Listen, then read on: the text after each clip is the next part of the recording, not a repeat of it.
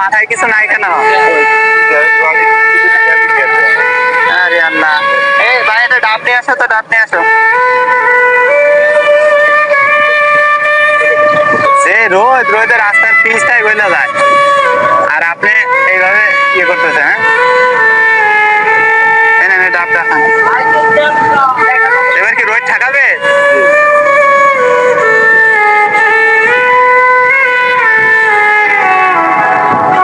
খাওয়া হইলে চলে যা না, এবার রোদ ঠেকাবে, এতে ঠেকাবে না সুন্দর।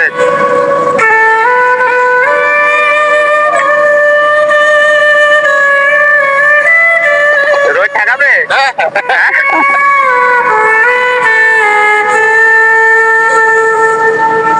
আসসালামু আলাইকুম। এই যে খালি মাথায় যে রোদের ভিতরে ভ্যান চালাইতেছেন, কি কষ্ট হয় না? কষ্ট না, কষ্ট তো এই যে বয়স্ক মানুষ এইভাবে কষ্ট করতেছেন। এটা ডাব কাটো, ডাব কাটো। এই যে এটা আগে শিখাই দিই, হ্যাঁ, কিভাবে এটা ব্যবহার করবে। এই যে এইভাবে ধরে এই ঘাট আছে না, এই যে দুই ঘাট এক জায়গায় মিলাই দিতে, মিলে গেল। আবার এটা ধরে টান দিবেন, টান দিলে বন্ধ হয়ে যাবে। পারবেন?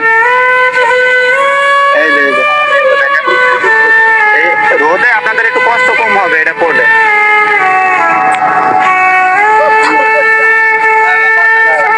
বাতাসও লাগবে, আবার রোদ ঠেকাবে। ঠেকাবে না? এই যে ডাব দাও, ডাব দাও। এই ডাবটা খান। যে গরম পড়তেছে, চুয়াডাঙ্গাতে সর্বোচ্চ গরম। এই গরমের ভিতরে যে আপনারা এভাবে কষ্ট করতেছেন,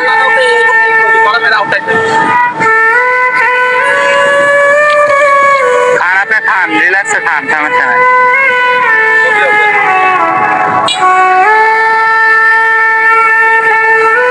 পানি আর সিলাইন আছে, এটা পরে খায় নিন। হ্যাঁ, যান, হ্যাঁ।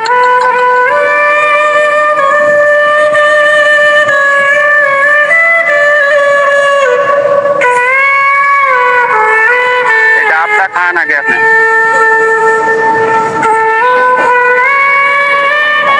এই বইটা খান।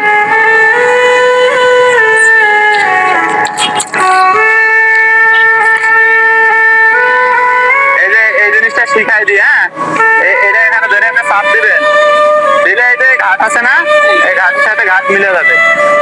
মিলে যাওয়ার পরে এটা এই রোদে যে ইয়ে চালান না, এই রোদ আর লাগবে না, এটা মাথায় ফেরে নিলে হয়েছে। এই তো সুন্দর, রোদ ঠেকাবে, দেখেন তো। তারপরে ডাবটা খান, ডাবটা খান।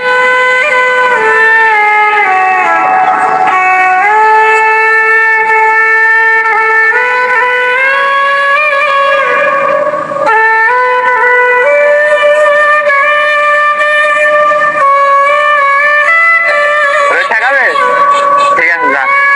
এই জন্যই ডাক দিলাম আপনাকে। এই বয়স্ক মানুষ আপনারা এইভাবে কষ্ট করেন, এটা খুব খারাপ লাগে। যান।